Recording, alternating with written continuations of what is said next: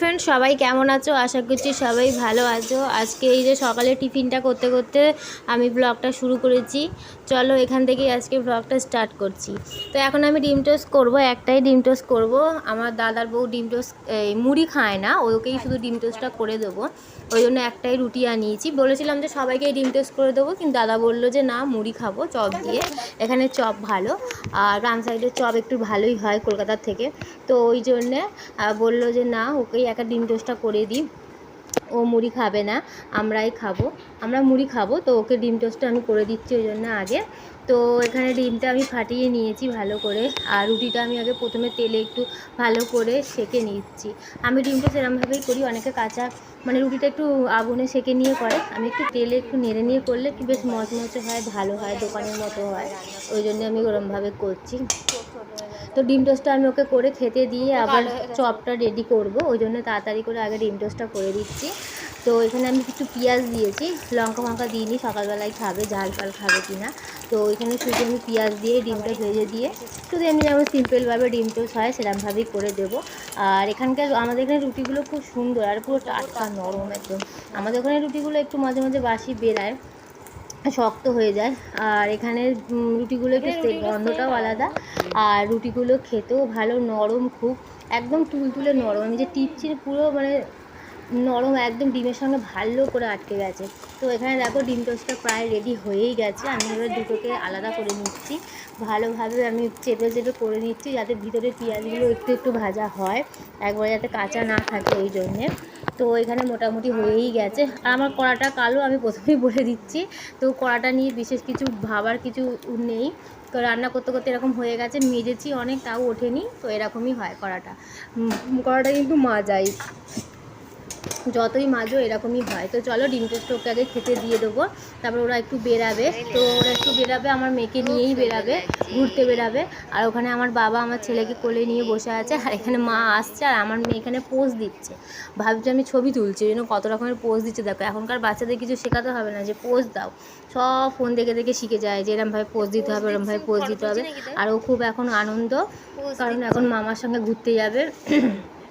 আর এখানে আমি রান্না বসিয়ে দিয়েছি, তাড়াতাড়ি রান্না করতে হবে, গরম একে। তো এখানে আমি গাজর কেটে নিচ্ছি, আর এখানে কাজু কিশমিশটা ভিজিয়ে রেখে দিয়েছি, অনেকটাই হবে। আসলে আজকে রাইস হবে, তো রাইসটা অনেকটাই হবে, তাই জন্য অনেকটাই আমি কাজু কিশমিশ ভিজিয়ে রেখে দিয়েছি। আর এখানে ডিম দেবো আজকে। আর এখানে মাংস দিলেও হয়, কিন্তু মাংস দেওয়ার জন্য সোয়া সস গোলমরিচ লাগবে, যেটা নেই। তো দেখো রাইসের জন্য এখানে আমি সবই মোটামুটি রেডি করে রেখে দিয়েছি। গাজরের সঙ্গে ডিমও দিতে হতো, ডিম পাইনি, তো ডিমটা আমি ভুজিয়া করে রেখে দিয়েছি। আর এখানে রাইসের জন্য আগে এটা রেডি করে দিয়ে ওই কড়াতেই তো আমি মাংসটা করবো, ওই জন্য এটা রেডি করেছি আগে। আর এখানে আদা রসুন আমি পেস্ট করে নিয়েছি। আমি সকাল থেকে এই সবগুলো করছি যাতে রান্নাটা তাড়াতাড়ি হয়ে যায়, আমি একটু মানে গল্প গল্প করতে পারি। ওই জন্যে সবসময় রান্নায় ঢুকে থাকলে আর অসুবিধা হয়, কারণ ওই যে ভাত ডাল এটা ওটা করতে অনেক টাইম লাগে। ওই জন্য মা বললো রাইস মাংস করতে, তো রাইস মাংস করতে তাড়াতাড়িও হয়ে যাবে আর বেশি ঝামেলাও হবে না ওই জন্যে। আর এখানে আমি আলুটা কেটে রেখেছি, মা ওখানে কাজ করছে বা কাপড় জামা কাচছে, আর এখানে আমি রান্না করছি। দুজনে মিলে করলে তাড়াতাড়ি হয়ে যাবে ওই জন্যে। আর দেখো এখানে মশলাটা দিয়ে আমি ভালো করে এখন কষাচ্ছি, এখনও মাংসটা দিইনি, এরপরে মাংসটা দিয়ে ভালো করে কষাবো।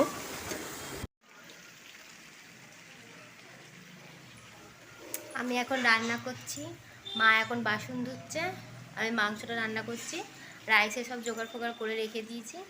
আর টুকাইবাবু ওখানে দাদুর সঙ্গে খেলছে, আর মাংসটা কষাচ্ছি। আর বাবু জলটা গরম হয়নি বলে জলটা গরম বসিয়েছি।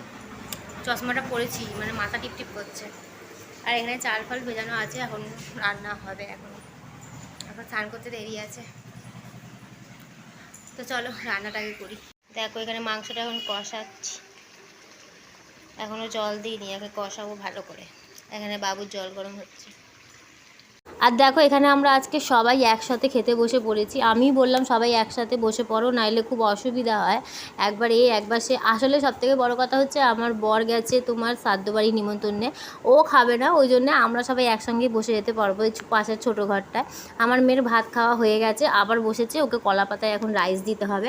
আমার বরকে বলেছিলাম যে কলা পাতাটা কেটে দাও, কলা পাতায় খাবে বলছে। কলা পাতায় খেতে গেলে ভালো সুবিধা হয়, বাসনও কম বেরায় আর বেশ সুন্দর লাগে খেতে, কলা পাতায় খেতে খুব ভালো লাগে মাংস ভাত।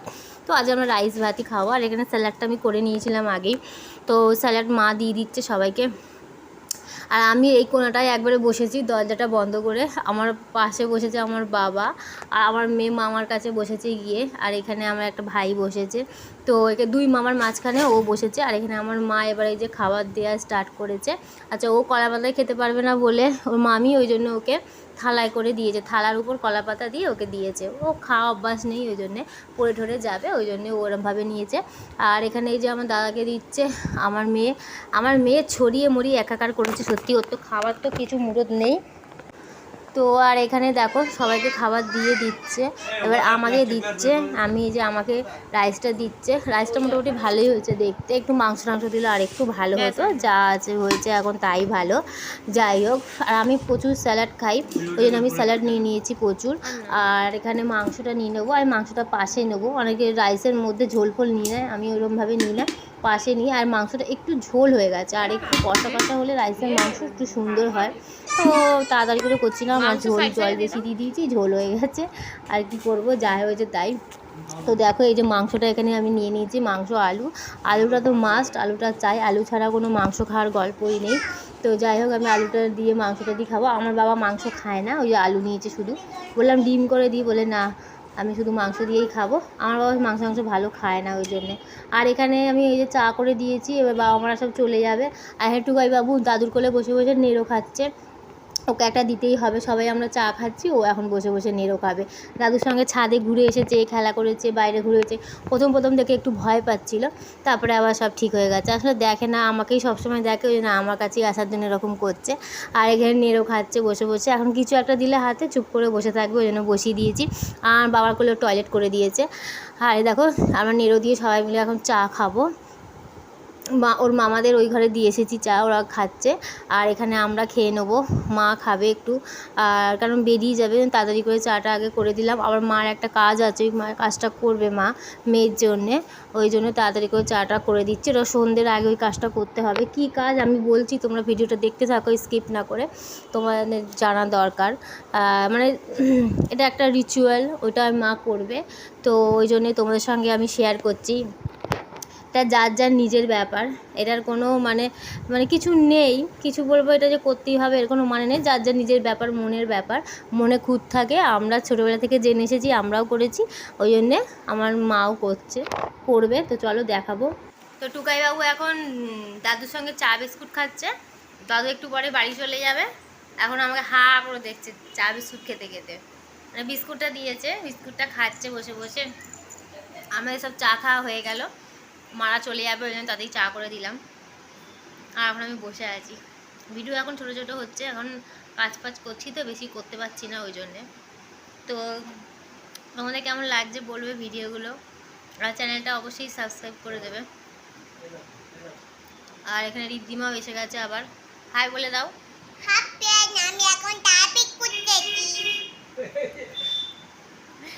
চা বিস্কুট খেয়েছে ও।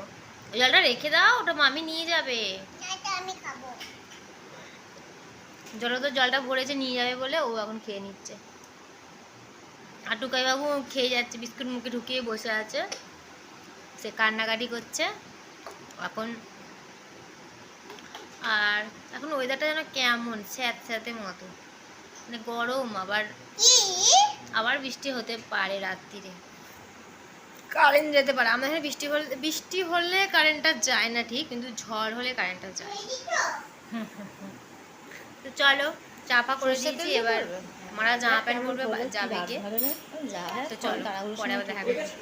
তো রিচুয়ালটা কি আমি বলছি দেখো। আমার মা আসলে আমার মেয়েকে নিয়ে স্বপ্ন দেখেছিল, ও গঙ্গার জলে ডুবে যাচ্ছিল। এই স্বপ্নটা দেখেছে, যেহেতু দেখেছে যে জলে ডুবে যাচ্ছে, তো এই স্বপ্ন দেখা ভালো না বলে, আমরা শুনে আসছি ছোটো থেকে এরকম স্বপ্ন দেখা ভালো না।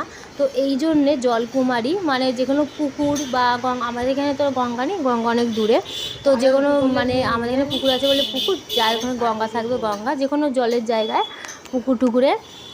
আর তোমাকে ওখানে জলকুমারী বলা হয় ওইটাকে। ওই জলকুমারীকে কটা পিঠে করে, দুটো পিঠে ওখানে, দুটো পিঠে কি খড় গাদায়, মানে যেখানে একটু নোংরা থাকে সেখানে।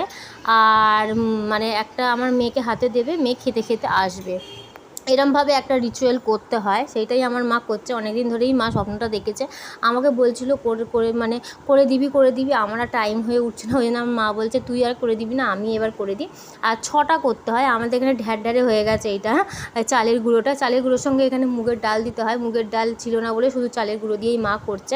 দেখো খুব সুন্দর ফুলের মতো আমার মা তৈরি করবে 6টাই, খুব সুন্দর লাগছিল। একবারে করে নিচ্ছে, আসলে যা বাড়ি যাবে তাড়াহুড়ো, আবার এখানে এটা করে আবার পুকুরে দিতে যাবে, একটু টাইম কাজ আছে, ওই জন্যে তাড়াতাড়ি করে করছে। তো এখানে সর্ষের তেলেই এটা করছে, সর্ষের তেল সাদা তেল যে কোনো তেলেই করতে পারো। আর কী সুন্দর ডিজাইনটা, কী সুন্দর এসেছে, খালি দেখো খুব সুন্দর লাগছে দেখতে। আমাকেও একবার করে দিয়েছিল আমার দিদা করে দিয়েছিলো, কারণ আমরা তো কলকাতায় থাকতাম, ওখানে তো আর পুকুর টুকুর আবার কোথায়, সেই গঙ্গায় যাও হেন তেন, ওই জন্য দিদা করে দিয়ে দিয়েছিলো ওইখানে। আমি ওখানে গেছিলাম, তো তখন আমি একবার সত্যি জলে ডুবে যাচ্ছিলাম, পুকুরের জলে একদম ডুবেই গেছিলাম, খালি আমার পাটা উপর দিয়ে দেখা গেছিলো বলে আমাকে তুলতে পেরেছিল ছোটোবেলায়। তো মানে ডুবে গেছিলাম বলে, পুরো ডুবে গেছিলাম না, মরেই যেতাম। যাই হোক, ওইরকম ডুবে গেছিলাম বলে আমাকে তো করে দিতেই হবে, তো আমাকে করে দিয়েছিলো। আর আমার মা যেহেতু স্বপ্ন দেখেছে, আমার মা ওই জন্য আর মনটা স্থির করতে পারছে না কতক্ষণ এটা করবে, তো এই জন্যেই এটা করে দিচ্ছে। আসলে দিদুন হয়, দিদুনদের মনে খুব ডাকে আর কি, এইসব স্বপ্ন দেখলে উল্টো পাল্টা।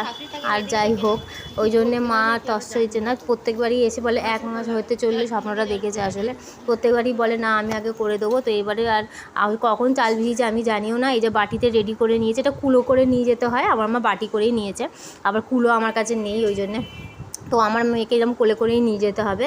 ওখানে পুরো পুকুরে গিয়ে 2টো ওখানে দিতে হবে, 2টো খড়গাদায় দিতে হবে, একটাও খেতে আসবে, আর একটা কী কোথায় দেবে বেশ, আমি ঠিক না 3টে মনে হয় দিতে হয় পুকুরে। যাই হোক হবে, ওই 6টাই লাগে মোট কথা। এই যে নিয়ে যাচ্ছে এখন পুকুরের ওইখানে নিয়ে যাবে, পুকুরটা আমাদের বাড়ি থেকে একটু দূরে আছে, তো মাই ওকে নিয়ে যাবে, আমি তো যেতে পারবো না, মা চেনে, আমাদের ওই বাড়ির ওইখানে আছে, তো মা ওকে নিয়ে যাচ্ছে, খাওয়াতে নিয়ে আসবে। এই নিয়ে জামা প্যান্ট ভালো করে খুলিয়ে মুখ হাত পা ধুয়ে দেবে, ব্যাস তাহলেই রিচুয়াল কমপ্লিট। আর এখানে বাবা মারা এই যে বেরিয়ে গেছে বাড়িতে যাওয়ার জন্য, টুকাইবাবুকে নিচে নিয়ে যাচ্ছে, আমিও একবার যাবো, ওরা অটোতে উঠে গেলে চলে আসবো। তো আজকের ভিডিওটা এতটাই। তোমার যদি ভিডিওটা ভালো লাগে অবশ্যই চ্যানেলটা সাবস্ক্রাইব করতে ভুলো না। Tata, bye bye.